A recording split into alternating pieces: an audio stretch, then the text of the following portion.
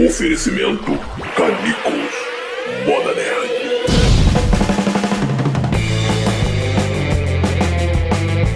Boa, gente boa! Estamos começando o complemento do Papo com o Machado, que acontece ao vivo às sextas-feiras, tá? Esse é o complemento da última sexta, que foi dia 18 de outubro de 2019. O Papo acontece às sextas-feiras ao vivo, das 20 às 21.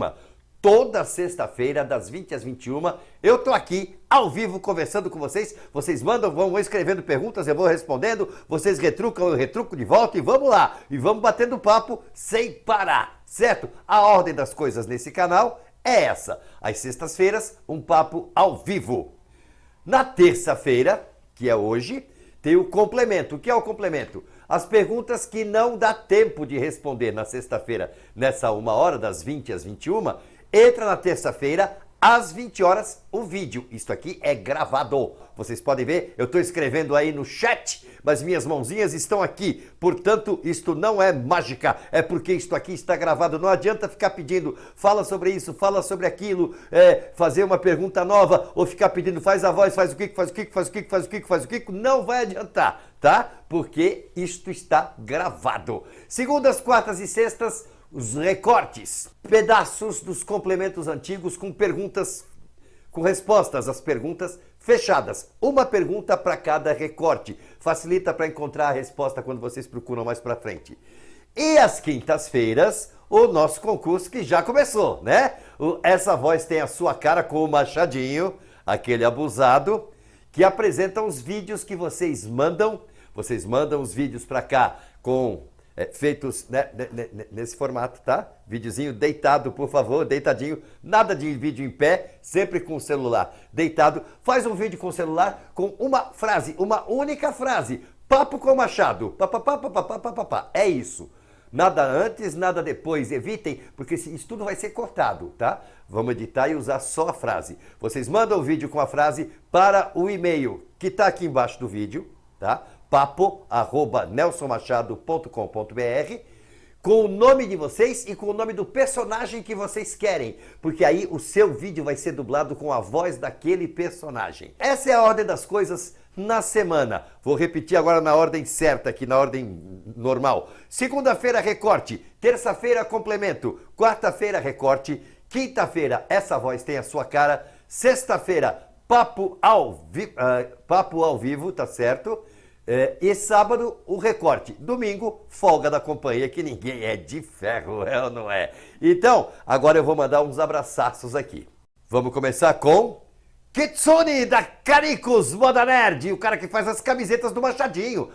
As camisetas às quais você concorre participando do Essa Voz Tem a Sua Cara. Você concorre a uma camiseta, o vencedor. O regulamento do concurso tá embaixo do vídeo do Essa Voz Tem a Sua Cara. O regulamento tá todo escrito lá. Deem uma olhada, vai ser fácil de entender como é que funciona. Então tem mais abraçaços. Um abraçaço aqui pro Gustavo Lins, que fez uma correção da bobagem que eu falei no Papo ao Vivo. Eu falei sobre a Paixão de Cristo. Eu falei, quando fiz o filme A Paixão de Cristo, do Mel Brooks. Que Mel Brooks, rapaz? Tá louco? O Mel Brooks lá fez Paixão de Cristo, rapaz. É Mel Gibson. Tem toda a razão, Gustavo Lins. Obrigado pela correção. O Abraim Silva, que quer saber se eu tenho alguma fobia. Quer saber porque já sabe que tenho, né? Claro que tenho. Altura. Nada muito alto. Por favor, longe de altura, longe de aviões, principalmente. Abraçaço pro Fabrício do Acordeão, lá de Alagoas. Pro Fernando, que perguntou de onde eu tiro tanta energia. Não sei que eu tenho tanta energia assim não, Fernando. A coisa tá meio devagar. O Hélio Teodoro, que tá sugerindo para Canicos fazer uma camiseta do Machadinho vestido de Lion Man. Talvez para o futuro a gente pense nisso, Hélio Teodoro. Um abraçaço pro Gustavo Lins. Um abraçaço pro Jubileu, que perguntou se eu já dei um abraçaço na Mama Brusqueta. Ainda não abracei a Mama Brusqueta, mas eu chego lá. Um abraçaço pro Kaique Duarte dos Santos, pro Maírton Pereira Lima e pra galera toda do Ceará, conforme ele pediu. Um abraçaço pra vocês aí! Pro Rodrigo Moraes, pra Luma Alessandra, e chega de abraçaços e vamos bater papo. Alexander Vestri. Que qualidades um bom dublador deve ter? Bom, em primeiro lugar, ser bom é uma qualidade, né? Agora, como que ele é um bom dublador? Primeiro, um bom ator. Antes de mais nada, ele tem que ser um bom ator. E, em segundo lugar, dominar a técnica, porque não basta só ser um bom ator, saber interpretar muito bem, tá? Ele tem que fazer essa interpretação dentro de uma técnica, dentro de uma métrica, dentro de maneiras de fazer completamente diferentes a cada filme. Então, o treino disso leva algum tempo. Os cursos ajudam um pouco, mas não finalizam, não. O treino no trabalho é que realmente finaliza a coisa. Então, o bom dublador é um bom ator, um cara capaz de interpretar coisas variadas e alguém que se dedique o suficiente para o mais rápido possível dominar a técnica de dublagem para fazer com perfeição, com interpretação, com sentimento, mas no tempo exigido pela indústria da dublagem, porque aquilo é industrial. Tem que ser num tempo marcado, tudo é medido em tempo. É isso que precisa. Arte Oliveira. Por quais estúdios, fora o departamento de dublagem do SBT, a Elenco Maga passou? Já que você botou a Elenco Maga passou, me indica que você está supondo que isso seja uma coisa só, né? Senão talvez você tivesse escrito passaram. Não, passou uma coisa só, Elenco Maga. Não é uma coisa só, tá, Arte? Elenco era uma empresa, Maga era outra empresa. Eram duas razões sociais diferentes, CNPJs diferentes, tudo diferente, tá? Uma era do Felipe Dinardo e a outra ela do Marcelo Gastaldi. A Elenco, eu acho que com o término do setor de dublagem da TVS, na época, que não era SBT ainda, com o encerramento do setor de dublagem, eu acho que houve o encerramento da Elenco também. Não se ouviu mais falar na Elenco. A Maga ainda tinha alguns trabalhos e foi terminar esses trabalhos alugando o estúdio da Marshmello. A Marshmello já existia, era um local que fazia jingles, fazia comerciais, não fazia dublagem. Quem instituiu a dublagem dentro da Marshmello foi a Maga, que levou o trabalho para lá, adequou o estúdio para a dublagem e quando a Maga terminou seus trabalhos e encerrou atividades, a Marshmello continuou fazendo trabalhos de dublagem. Mas acho que só a Maga fez isso. Bruno Juliato, interessante essa sua pergunta, achei muito curiosa. Bruno, você prefere ser uma borbonhoca ou uma minholeta? E aí ele diz, sou fã do Seu Ninguém. Fiquei muito feliz com isso, Bruno. E para você dirigir isso a mim, você deve ter visto comigo. Existe aí uma coisa ou outra, uma indicação ou outra pela internet de um vídeo que foi feito. Eu vou explicar para todo mundo essa história. Em 87, 88, 87 se eu não me engano, 88, eu fiz uma peça chamada A Bruxinha Doroteia, que era uma peça grande, era um musical infantil, grande, bonito, onde eu fazia, além da direção do espetáculo, eu fiz um personagem que se chamava Seu Ninguém, que a bruxinha tinha enfeitiçado ele, era o presidente de um país vizinho, que ela tinha enfeitiçado e transformado ele numa criatura que não parava de virar bichos. Então a cada 5 minutos ele era um bicho diferente. Uma hora ele era um pato, uma hora um cachorro, uma hora um bode, uma hora um coelho. Cada hora, durante o decorrer da peça, eu virava um monte de bichos diferentes. E uma das músicas é a que ele contava sobre ele, onde ele fala que ele não é bicho nenhum e é todos ao mesmo tempo, e que ele está confuso. E tem um momento da música que ele diz, eu nem sei afinal se eu sou minhoca ou uma borboleta, ou uma borbonhoca ou uma minholeta. Ele começa a fazer confusão com os nomes. E isso você só pode saber se você assistiu a peça, Bruno. Fiquei muito contente, muito contente. Obrigado pela lembrança, obrigado por me permitir, por me dar a chance de falar um pouquinho da Bruxinha Doroteia, que é um dos meus trabalhos, um dos trabalhos que eu tenho mais carinho, muito, muito carinho por ter feito esse trabalho, por ter participado disso, por ter realizado esse trabalho. Gostei muito dessa época e gostei muito, fiquei muito feliz de você ter me lembrado e me dado a chance de falar sobre ele. Carlos Brossa está concorrendo a função de baterista, igual o Igor Mairink, que ele mandou também uma bateria de pergunta aqui. Ave Maria, vamos ver. Como fica a tradução se tem piada cultural com o nome de um personagem? Tipo, Habibs, que quer dizer querido amigo ou amigo, mas o nome da franquia tem que permanecer porque já é conhecido no Brasil. Rapaz, você não sabe que Habib é amigo? Por que você acha que só você, no Brasil inteiro, sabe que Habib é amigo? Tem um monte de gente que sabe. Um monte. Então deixa a piada como ela está. Fala Habib, no sentido de amigo, e mantém a ligação com o produto, com a empresa, ou com a comida, ou com, seja com o que for. Um monte de gente sabe e vai entender. Aí um monte de gente que não sabe vai aprender. Olha que legal. Uma chance de ensinar uma coisa nova para as pessoas com o trabalho que a gente faz. Não é uma coisa muito legal? Então, na maioria das vezes, eu prefiro manter. A menos que seja um trocadilho com palavra, só com a palavra, aí é melhor dar uma adaptada nas palavras para que tenha graça. A intenção é ser piada, é ter graça, então vamos dar um jeito de ficar engraçado como era no original. Agora, quando é essencial que seja mantido um nome por causa do nome do lugar, ou por causa do nome de um programa, ou por causa do nome de um ator, se é essencial, vamos mantê-lo. Yuri Calandrino, grande Yuri, que também tá na lista, tá na turma aí do... A bateria de perguntas gigante, não sei quem tá ganhando, hein? Não sei qual dos bateristas está ganhando, mas vamos lá, vamos ao Yuri Calandrino. Drummond foi um dos pioneiros da dublagem no Rio. Em São Paulo foi o Mário Jorge Montini, certo? Poderia falar um pouquinho dele? Mais ou menos, né? O Mário Jorge, sim, foi um dos pioneiros por estar na turma que começou a fazer dublagem, tá? Ele não foi assim o cara que criou, que desbravou as coisas. Não, ele ia lá, trabalhava, fazia o trabalho dele. E era um grande cara. Mário Jorge Montini era fantástico. Era um italianão, grandão.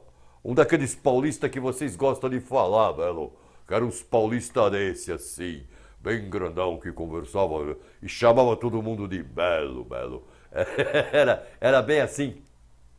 E uma pessoa muito bondosa, muito generosa. Mário Jorge Montini foi um dos meus padrinhos, vamos dizer assim, né? Um dos que me ajudaram bastante no começo, me deram um grande apoio no começo. Pessoa muito generosa mesmo. Ele tinha uma voz grave, né? Uma coisa pesada. Fazia muitos pais, muitos avós. Fez Papai Noel, né? Claro. E ele tinha uma coisa muito engraçada. Fazia 50 anos que ele já tinha parado de fumar. Ele parou de fumar muito jovem. Ele começou e parou. Quando eu entrei na dublagem, ele já não fumava. Para vocês terem uma ideia. Mas mesmo 30, 40, 50 anos depois, a pessoa acendia um cigarro perto dele, ele corria para o lado da pessoa e ficava... Ele adorava o cheiro do cigarro. Ele pedia maço emprestado. Ô, Belo, empresta o maço aí para mim. Ele pegava o cigarro e... o cheiro disso é tão bom. E devolvia o maço. Era assim.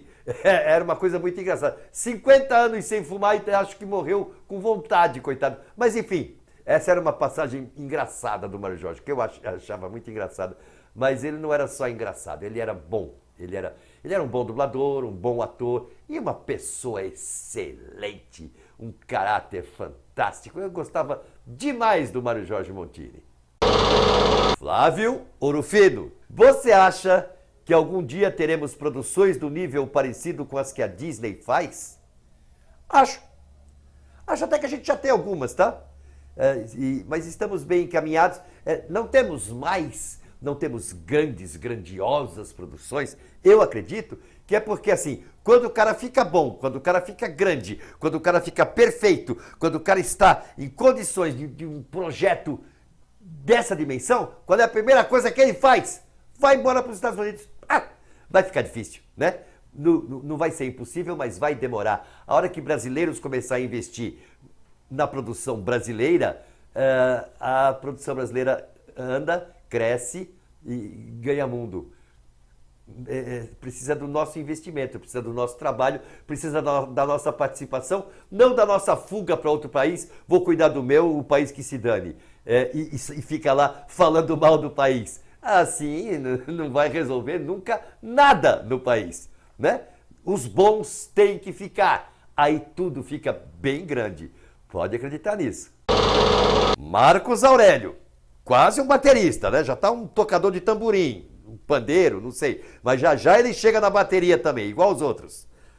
Marcos Aurélio, você dublou um dos tios do Gasparzinho no filme com a bruxinha Wendy? Quem dublava os outros dois fantasmas? Nossa, isso faz bastante tempo, Marcos. Fui dublado na Sigma. E nós dublamos juntos esse. Esse foi um dos filmes que foi feito com os três fantasmas dublaram juntos. O trio Assombro, né? Dos tios do Gasparzinho.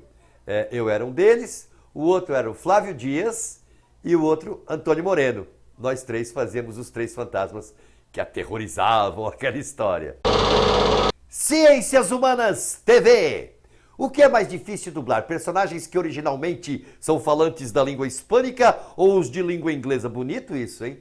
Ficou bonita essa construção, né? Ficou uma confundida aqui numas coisinhas, mas ficou bonito. Não era mais fácil assim. O que é mais difícil dublar? Filme em espanhol ou filme em inglês? Papo rápido, né? Mas vamos lá. O que é mais difícil? Pra mim, o que eu acho mais difícil? Espanhol. Não tenha dúvida. O espanhol é muito parecido com o português. Então as palavras têm que preencher mais de verdade, cada trechinho, cada coisinha do que é dito. E o inglês é mais ajeitável, né? O inglês vai só no compasso, só na melodia da fala. O espanhol não, tem que ir com mais detalhes para ficar bem feito. Então, entre inglês e espanhol é mais difícil. Douglas Doug, você é uma pessoa ansiosa? Como lida com isso? Acho que não, Douglas. Eu não me sinto ansioso, não. Até que eu sou bem mais relaxado, mais calmo. Difícil eu ter algum tipo de ansiedade com alguma coisa, ficar agoniado, exceto assim, talvez com filhos, né? Com as filhas, com alguns netos. Quando sai, não tenho notícia, me dá uma certa preocupação, não chega a ser ansiedade, tá? Não, ansioso eu não sou, não. Portanto, como eu lido com isso? Não lido, não sou. Flávio Orofino, também concorrendo à função de baterista aqui do Papo com Machado. Ó a bateria, ai, ai, ai. Começa aqui. Vou aproveitar o feriado de segunda para ver a série indicada por você, Merli. Assista, Flávio, assista, você vai curtir. Assistam todos. A série Merli é muito boa, muito bem, merece, deve ser assistida. Ela é fantástica. Carlos Brossa. Quem era a Screen James do Brasil? Que se falava, a Screen James do Brasil apresenta o Brossa. Primeiro não é James, tá? Não é um nome, tá? Não é Screen James. Como se fosse, sei lá, São Tiago. Não é isso. É Screen Gems. É Gems, G-E-M-S. Gema, joia. Tá? O nome da empresa era As Joias da Tela, Screen Gems. Era uma distribuidora, uma subsidiária da Columbia, que ela ainda existe um pouco, né? Ainda funciona, mas tinha uma presença um pouco maior. Era um canal da Columbia para a TV. A Columbia cuidava do cinema e a Screen Gems cuidava das coisas para televisão. E então a distribuição era dela. Então a apresentação dos filmes dizia a Screen Gems apresenta porque era ela que estava apresentando, certo? Era só uma distribuidora americana subsidiária da Columbia. Flávio Orofino. Você acredita que essa pergunta sua, Orofino, ficou confusa de uma tal maneira? Você acredita que personalidades famosas como Neymar, Ayrton Senna, de certa forma influenciam negativamente? Ora, quem influencia os outros, certo? Então, aí você continua. Ou você acha que cada um tem suas próprias convicções sem se deixar influenciar? Quem? Eles dois? O Neymar, o Ayrton Senna ou cada um dos influenciados? Ficou confuso, mas de qualquer forma eu vou tentar fazer um apanhado.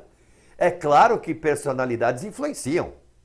Senão elas não seriam nunca chamadas e não ganhariam fortunas para gravar comerciais, né? Elas participam de comerciais porque sua presença é uma influência. E é claro que as pessoas se deixam influenciar. Muitas se deixam influenciar. E muitas não. Não existe uma regra geral para a humanidade. Seres humanos são assim, não. Cada ser humano é de um jeito.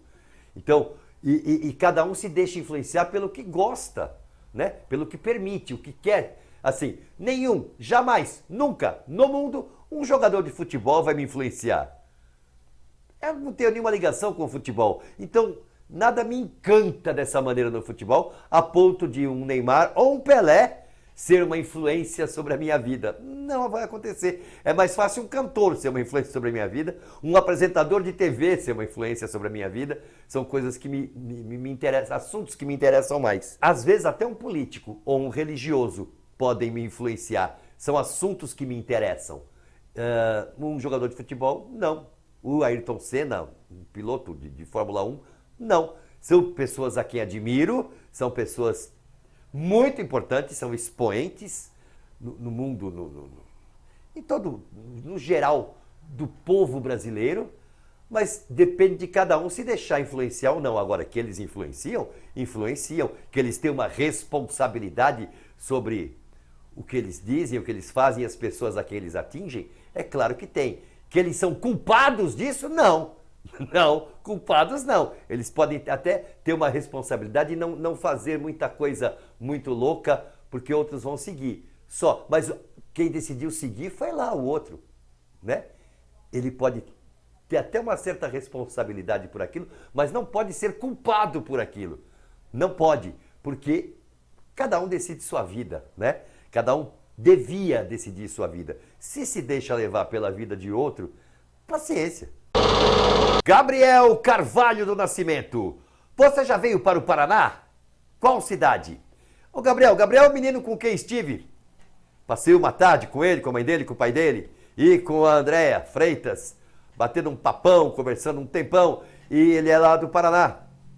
Ele é de Loanda, no Paraná. E eu estive sim no Paraná, uma vez de passagem por Curitiba, foi de passagem mesmo, fiquei assim 5 minutos na região da rodoviária ali, não conheço nada, não cheguei a conhecer nada de Curitiba, foi só uma passagem.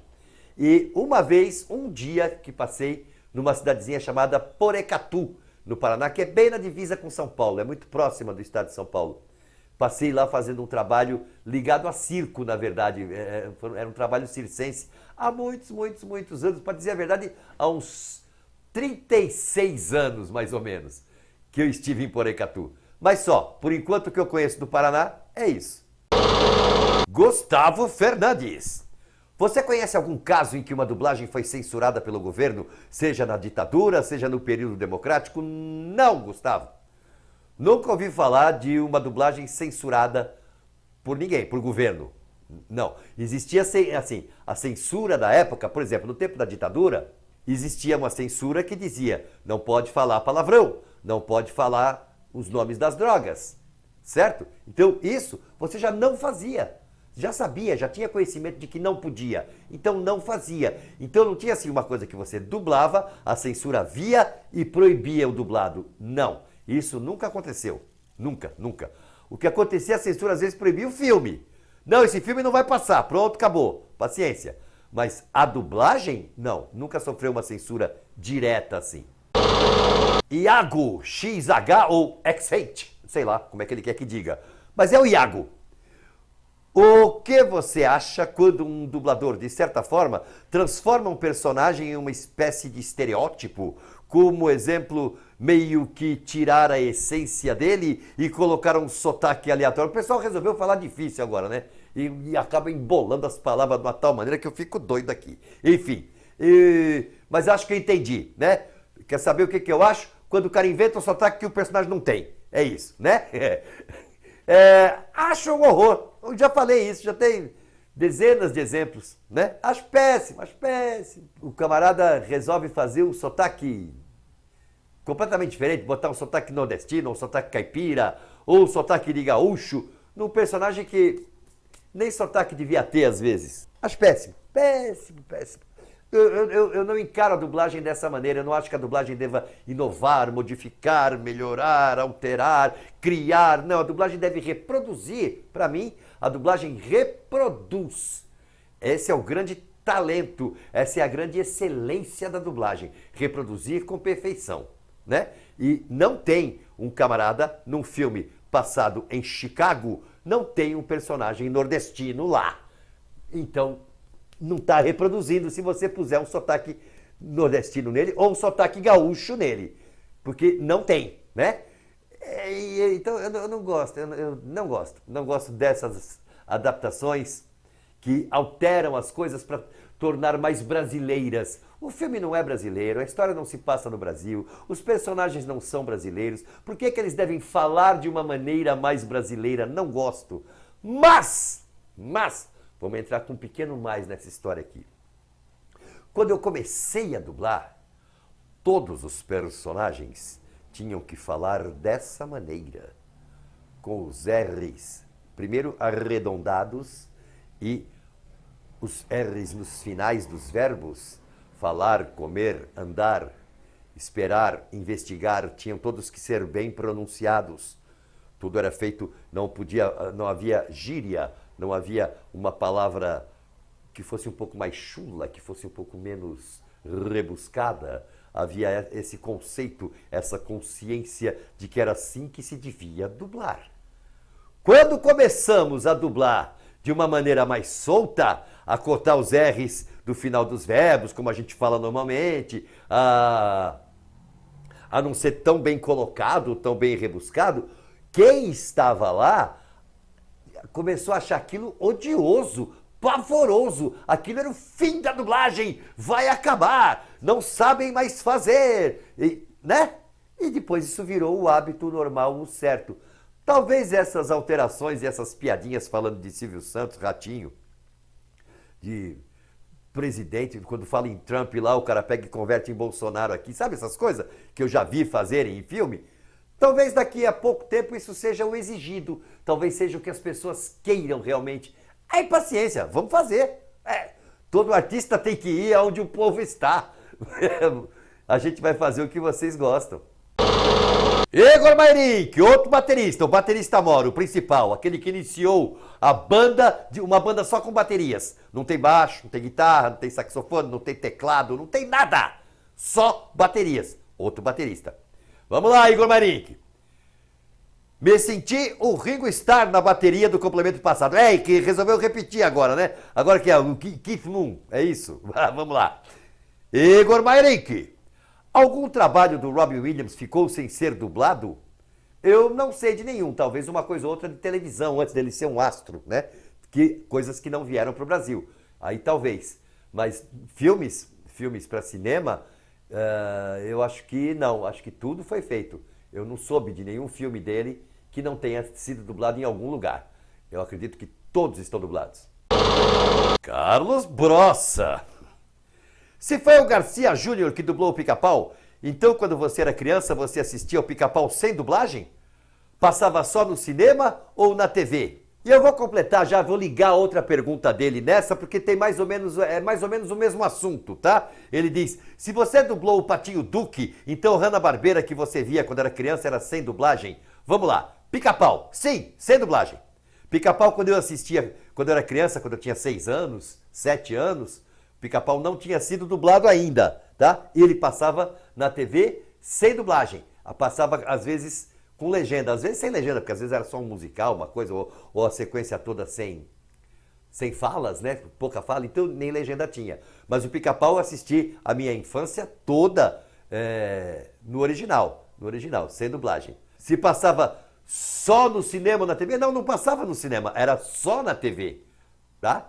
Só existia Pica-Pau na TV nessa época, não existia nada em cinema, não passava no Brasil em cinema. A única coisa de desenhos curtos que passavam no Brasil em cinema era Tom e Jerry, que passava no Cinemetro, sessão matinal aos domingos, 10 da manhã, tá? Aqui em São Paulo. Única coisa que passava no cinema desses desenhos mais curtos que existiam. Os outros eram só na televisão. E com relação ao Patinho Duque, realmente eu dublei o Patinho Duque. Mas eu dublei um lote de desenhos, de historinhas, que vieram 30 anos depois para serem dublados, tá? Quando foi dublado a primeira vez, e que eu ainda era, não tão criança, pré-adolescente, quem dublava era o Gastão. Eu nem tinha voz ainda para fazer isso, a minha voz era infantil. Quem dublava era o Gastão René, que foi quem criou essa vozinha pro Patinho Duque. Uma coisa de pato assim, né? Meio redondinha. Chupa! Nossa, coisa mais fechadinha assim. O que fazia o Batatinha também do Manda-Chuva, Gastão René, certo? A criação da voz foi dele.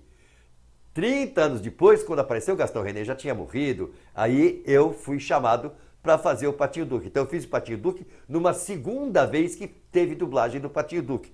Na primeira, eu era realmente criança e era o Gastão René. Flávio Ouro Fino. Porque quando o dublador chega no estágio da carreira, ele decide virar diretor. É um objetivo inicial de todo iniciante? Não. Flávio, ele não decide. É meio como perguntar, por que em determinado momento um caixa de banco decide virar gerente? Não, ele não decide. Né? A partir de amanhã serei gerente e vira. Não, não é assim que funciona. Assim como não é assim que funciona. O dublador diz assim, já dublei bastante. Amanhã eu sou diretor, tá? E pronto, é diretor. Não. Ele se torna um diretor quando alguém o contrata como diretor. Quando alguém decide que ele pode ser um bom diretor. Vão experimentá-lo como diretor. É assim que ele vira um diretor. Não é ele quem decide, tá? Mas de qualquer forma, sim. Não é uma coisa que está na cabeça do dublador iniciante, nem do dublador médio, mas é um plano de carreira. Ora, quem não quer subir um nível na carreira? Quem não quer avançar um pouco mais na carreira, né? E o caminho, você é um dublador iniciante, pontas, depois você é um dublador que faz papeizinhos um pouco maiores, depois você é um dublador que começa a fazer os papéis principais dos filmes, depois você é um dublador altamente experiente, e se você não aceitar a direção, sua carreira acabou aí. Né? É um dublador altamente experiente e fica nisso aí, não tem mais para onde crescer, não tem mais para onde subir, só tem mais um degrau, a direção. Então é um caminho meio natural para alguns, tá? Mas não é o dublador quem decide, ele não resolve que vai ser diretor, alguém o chama para isso. Yuri Calandrino, você já atuou em teatro com muitos dubladores? Tem fotos dessas peças? Caso tenha, acha que consegue mostrar algumas e identificar os colegas dubladores em cena? Yuri, eu lamento, mas eu não tenho fotos. Eu fiz muita coisa com dubladores em teatro, tá? Para começar, eu comecei no teatro na minha vida, fazendo teatro infantil com a minha mãe, que era uma dubladora, né? Depois eu fui parar no Teatro Santana, que era um teatro de revista e tal, onde não trabalhei junto com eles em teatro, mas eu trabalhava com eles na dublagem, com um deles. O outro eu conheci um pouco antes num programa de TV, e os dois, assim que eu entrei, eles saíram. Então a gente não chegou a fazer coisa junto, mas quase, que era o Francisco José e o Carlos Seidel. Mas depois, na Penny a Lei, eu trabalhei com o Silton Cardoso. No Judas, em Sábado de Aleluia, trabalhei com o Silton Cardoso, Laudir Regina, tudo dubladores, né? Depois eu fiz o Teatro de Cordel, que era um espetáculo de cordel, claro, onde tinha o Silton Cardoso e o Francisco Bretas. Numa sátira que eu fiz do apartamento de Bernardo da Galba, era uma sátira da casa de Bernardo da Alba, chamava-se O Apartamento de Bernardo da Galba, foi onde eu conheci Eduardo Camarão. Mais pra frente, no Tistu, o Menino do Polegar Verde, eu trabalhei com o Mauro Eduardo, com a Laudir Regina.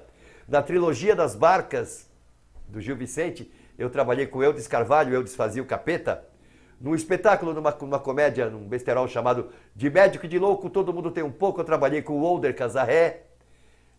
A peça que eu montei, o infantil que eu montei, A Bruxinha Doroteia, era basicamente com dubladores Mauro Eduardo, Laudir Regina, Márcia Regina, Denise Simoneto, Zaira Zordan, Silton Cardoso e, numa curta participação, num curto período de tempo, Miriam Fischer participou desse espetáculo comigo. E um projeto grande, que foi feito no Rio e em São Paulo, esse projeto da Vicky Militello, chamado Teatro de Terror, que aqui em São Paulo eu participei de quase todos, eu estava sempre envolvido no projeto, participando como ator ou não, eu também escrevi peças para o projeto, eu estava lá, sempre, o tempo todo, e lá trabalhei com Arlete Montenegro, Sérgio Rufino, Mauro de Almeida, Marcelo Coutinho, Daniela Piquet, Laudir Regina, Zaira Zordan, Alna Prado, Eleonora Prado.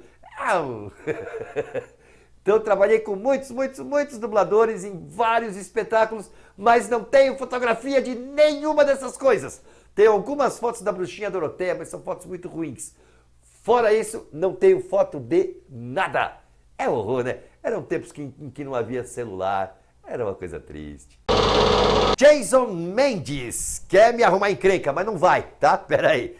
Ele pergunta assim, quem dubla melhor o Al Pacino? Você ou Ricardo Schnetzer? Rapaz, uma coisa meio deselegante, né? Vamos falar sério. Seria deselegante se a minha opinião não fosse honestamente a que eu vou dar agora. O Al Pacino, na minha opinião, os dois melhores dubladores de Al Pacino no Brasil são, nessa ordem, Ricardo Schnetzer e Walter Breda.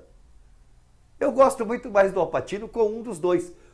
com o Ricardo Schnetzer em primeiro lugar e o Breda aqui em São Paulo em segundo lugar. Os dois. O resto é resto, incluindo eu. É resto, tá? Então, eu não tô nessa lista de preferência de voz para Al Pacino.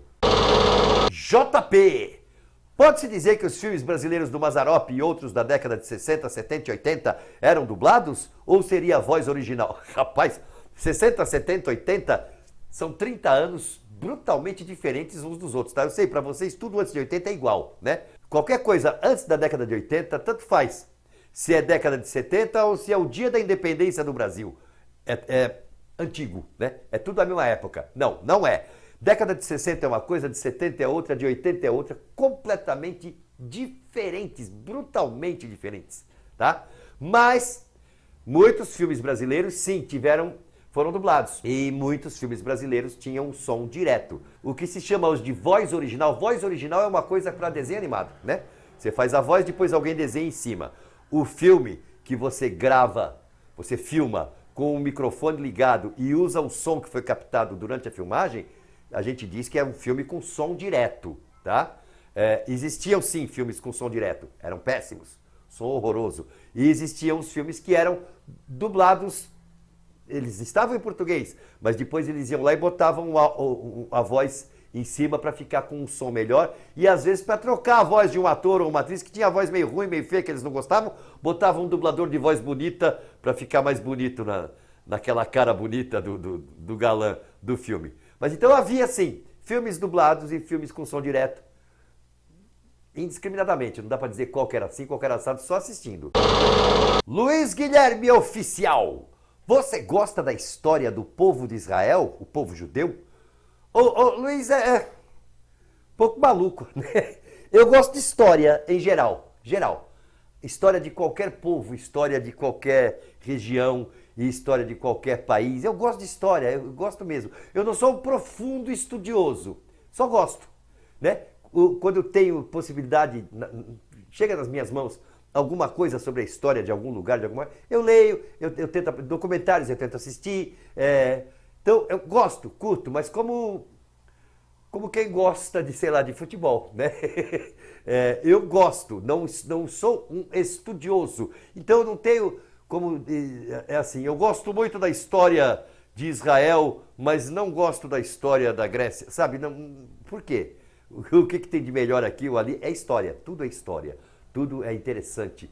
Tudo nos traz alguma coisa, nos ensina alguma coisa, ensina o que fazer, o que não fazer, o que há de bom naquele povo, o que há de mal naquele povo, porque todo povo, todo mundo, todas as pessoas têm o seu lado bom e o seu lado mal, têm os seus sofrimentos e as suas sacanagens, qualquer ser humano. Então, se qualquer ser humano é assim, 2 seres humanos são assim, 10 são assim, 1 milhão de seres humanos é assim, 50 milhões de seres humanos são assim. Tem lado bom e lado mal. Então, tudo tem a sua parte boa, a sua parte má. Se eu gosto da história, não sei grandes coisas, sei o que tem na Bíblia, né? Sei de escravidão no Egito, sei da história de José, Abraão, né?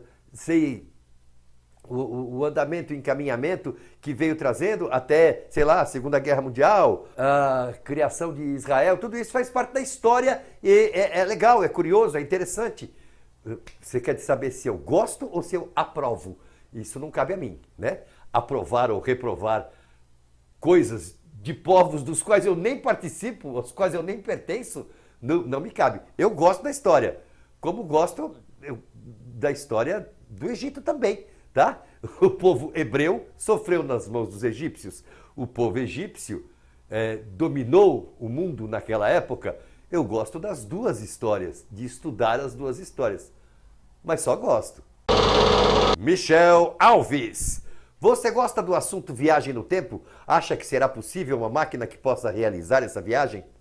Michel, esse é um assunto que me fascina. Eu adoro histórias de viagem no tempo. Todas.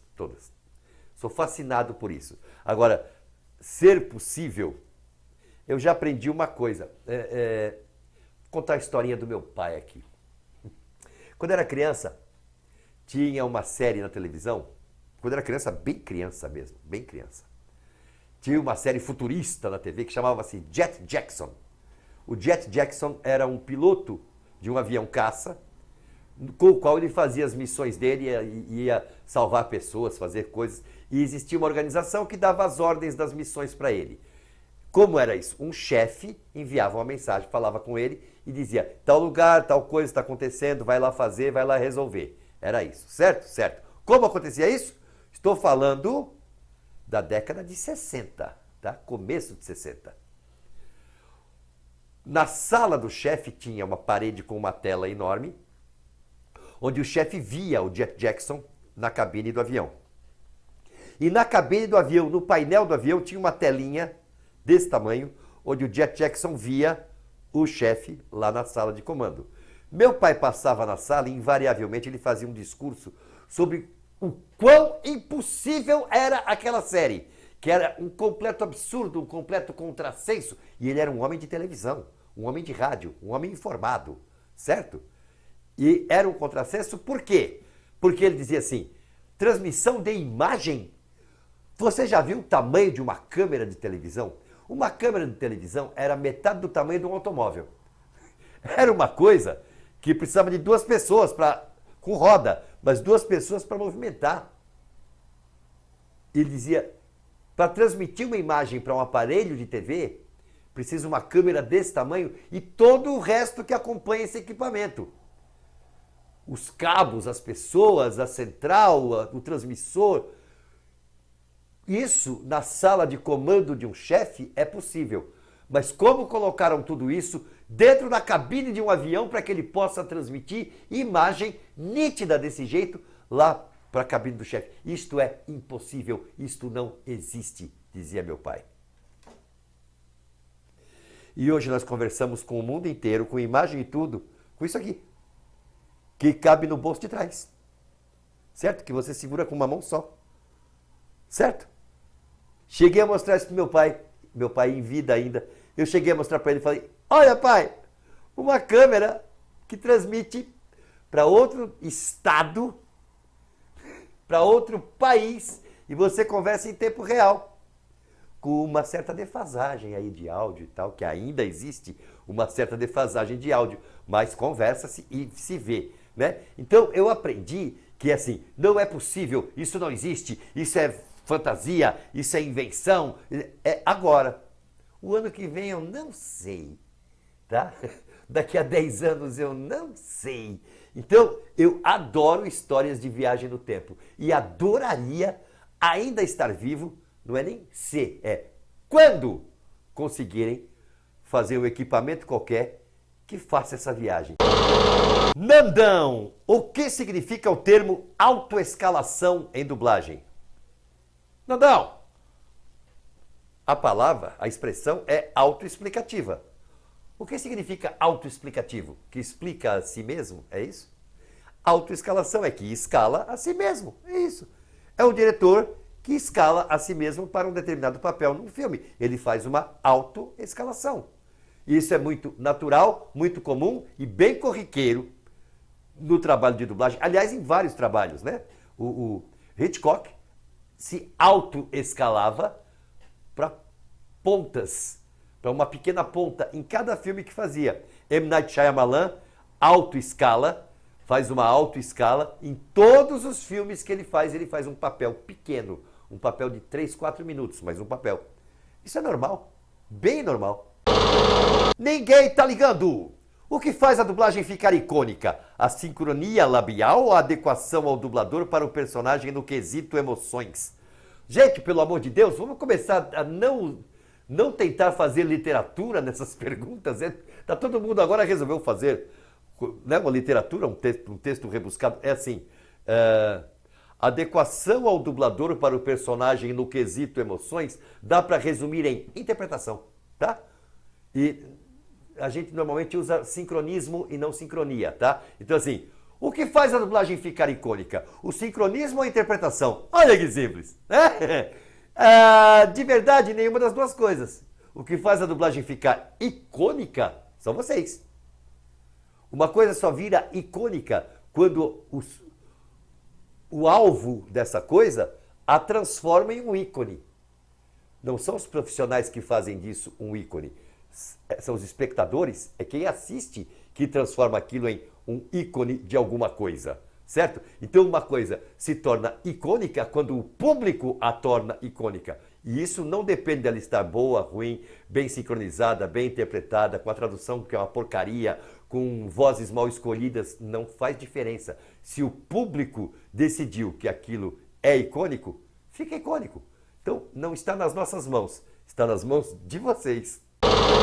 Vettório Pedrelli, entender o idioma que você está ouvindo enquanto dubla ajuda na hora de gravar na dublagem? Ajuda se você não resolver que você entende mais que qualquer um. Tá? Você usar o fato de compreender as palavras para se ajustar na hora do encaixe, isso ajuda bastante. Agora, usar o fato de que compreende as palavras para dizer que o tradutor errou, que o diretor não sabe nada, que não é isso aqui que ele está dizendo, não é assim que faz... Aí você só fica chato. Aí você é só chato. Não está ajudando em nada, na verdade, tá? Está só sendo chato, prepotente, metido, arrogante. Usar esse conhecimento para se encaixar melhor, se ajeitar melhor no trabalho, ótimo. Até usar o conhecimento para corrigir alguma coisa, ver que uma coisa houve um engano, não está certo, está meio errado, corrige, faça. Mas fazer disso um discurso o tempo inteiro dentro do estúdio e ficar, não é isso que está sendo dito, isso é só arrogância, só chatice, não ajuda em nada. Flávio Ouro Fino. Você já disse que não gosta de games. E outros jogos? Baralho, sueca, dominó? Diz uma distração fora do meio cinematográfico. Tudo isso aí. Tá? Qualquer jogo. Eu adoro jogos. Eu gosto. Nem sempre eu tenho tempo, nem sempre eu estou com disposição, nem sempre eu tenho com quem, mas eu gosto, eu curto. Uma porção de jogos. Jogos de tabuleiro, adoro jogos. War, detetive, até xadrez, dama. Gosto de jogos de cartas. Gosto de dominó. Gosto de ping-pong, de pebolim, que dependendo do lugar do país chama totó, sei lá. Tem uma porção de jogos que eu gosto, sim. E sempre que tem oportunidade eu participo. Não tenho tido muita oportunidade ultimamente, mas sempre que tenho, tô dentro. Igor Mairink, estão acabando as panelas? Igor, depende de como você vê essa história. Todo mundo fala assim, a panelinha, e faz essa cara. A panelinha. Sabe o que é panelinha? É trabalhar com os amigos. Quem não faz isso? Oh, mas a meritocracia, é a palavra da moda, né? Meritocracia. Tem 3 camaradas, os 3 são capazes de fazer o trabalho com perfeição. Esse, eu não conheço ele muito bem, esse enche o meu saco toda vez que eu estou perto dele, e esse é amigão meu. Se você no meu lugar, quem você chamava? Para com a palhaçada. Os 3 são capazes. Meritocracia tá aqui. Porque nenhum diretor é idiota de chamar o amigo incapaz para fazer o trabalho. Porque isso recai sobre o diretor. Ou o trabalho ficou uma porcaria. Né? Por quê? Porque você chamou o seu amigo. Quando tinha o outro que era melhor para esse papel. Né? Não, nenhum diretor vai correr esse risco do trabalho dele ficar uma porcaria só para proteger um amigo. A panelinha é isso. É trabalhar cercado de gente de quem você gosta. Quem não faz isso em qualquer setor? Qualquer. No bar da esquina ou no governo. Quem é que não trabalha cercado de gente de quem gosta? Isso é uma panelinha. Mas é difícil furar, é difícil entrar. Não. Não, primeiro você tem que ter talento, segundo mostrar o talento, terceiro, achar a sua panelinha. Essa é que é a verdade. Todo mundo, a coisa a fazer não é combater a panela, é participar de uma. Simples assim. Ache alguém de quem você gosta e deixe-se gostar. Mostre seu trabalho. Em geral, alguém de quem você gosta é porque se mostrou eficiente naquilo que faz.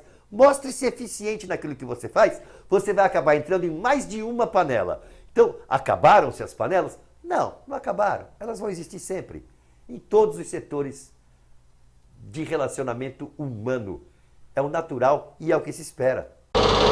Júnior Oliveira, tem alguma dica de livro? Voltei recentemente a ter o hábito de leitura e está me fazendo muito bem. Que bom, Júnior Oliveira. E espero que você não tenha que voltar a ter o hábito de leitura mais alguma vez na sua vida. Porque a gente só volta a ter o hábito quando perde o hábito, né? Então espero que não precise voltar, que nunca mais o perca. Agora, eu primeiro preciso saber, neste momento da sua vida, porque é muito importante o momento da vida, tá? Neste momento da sua vida, o que você gosta, o que você está lendo, o que você curte, para talvez sugerir alguma coisa. Porque eu posso sugerir uma coisa aqui, que não tem nada a ver com o que você está a fim de ler agora, e você começa a ler e desiste, e eu acabo provocando a perda do hábito de leitura em você. Não! Quero distância disso. Então, depende do seu momento. É preciso saber o seu momento. Procura coisas em torno daquilo que está te interessando agora. Vê o interesse. Não precisa que alguém te indique o livro. O livro sobre aquela coisa que você se interessa, aquele livro vai ser legal. E depende muito do seu momento. Existia um livro chamado Incidente em Antares, do Érico Veríssimo. Era um livro desse tamanho assim, ó, dessa grossura. Era uma coisa horrorosa, gigantesca. Mas ele era um livro da moda, quando eu tinha uns 15 anos, todo mundo, Incidente em Antares, Incidente em Antares, o ambiente cultural da cidade, Incidente em Antares, tem que ler, tem que... Eu comprei o Incidente em Antares e comecei a ler. Eu li o primeiro capítulo, encostei o livro, nunca mais peguei nele. Era muito chato, era horroroso, era péssimo, não tinha condição de ler aquilo. Passaram-se alguns anos, eu tinha ali uns 20 e poucos anos, eu olhei para o livro da estante e falei, nossa, eu comprei esse livro, nunca li, vou dar mais uma chance a ele. Peguei o livro e comecei a ler, cheguei no capítulo 5, eu falei, realmente, esse livro não é para mim. Ou coisa chata, ou coisa horrorosa, não anda, não consigo avançar nele, uma semana nele no 5º capítulo ainda, não, chega, esquece, e larguei lá. Passados mais alguns anos, depois dos 35, já chegando perto dos 40, eu resolvi dar uma terceira e última chance ao livro. Eu peguei o livro numa sexta-feira, comecei a ler, e na segunda-feira eu tinha terminado. Eu li o livro inteiro deste tamanho em um fim de semana, porque era o meu momento de ler aquele livro. Eu já tinha passado por coisas, já tinha aprendido coisas, tinha ampliado meu vocabulário, tinha passado por experiências que agora eu podia entender naquele livro. Então era o meu momento de ler aquele livro. Ali sim, eu li num fim de semana uma coisa gigantesca, eu não conseguia parar de ler. Em nenhum momento eu não ia dormir, querendo continuar, querendo terminar aquela leitura. Então depende do seu momento, Júnior.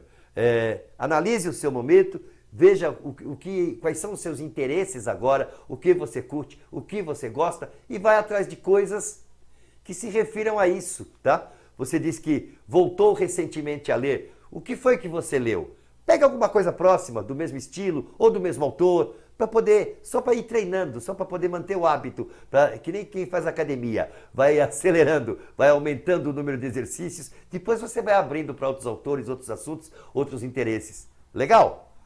Vai tentando numa coisa que você tenha vontade, não na opinião dos outros.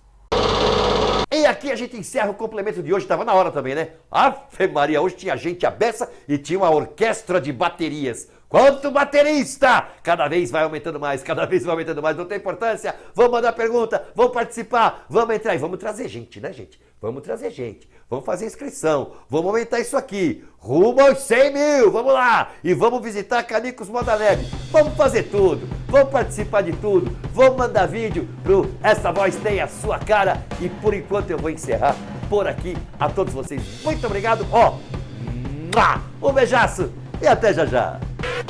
Oferecimento Canicos Moda Nerd.